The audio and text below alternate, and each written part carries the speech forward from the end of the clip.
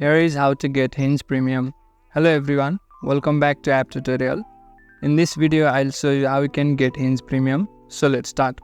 First of all, open the app and log into your account. After you have logged into your account, you will come to the Discover section like this. Now in order to get Hinge Premium, tap on your profile on the bottom right. After that, you will find this Hinge X upgrade option. Now if you want to get the premium, tap on the upgrade that you can see on the screen. Then after, you can choose which premium option you want to purchase. You will have two options such as the Hinge Plus or the Hinge X. Inside of them, you can choose the time frame that you want to purchase the premium for. For example, you can purchase it for 1 week or 1 month or 3 months or 6 months. So select the plan that you want to purchase and then choose the time frame. After that, tap on this Get option that you can see on the bottom. Now you'll have to add your payment method and then complete the process. After you have completed the payment, the premium features will be available in your account. So in this way, you can easily get Hinge Premium. That's it for the video.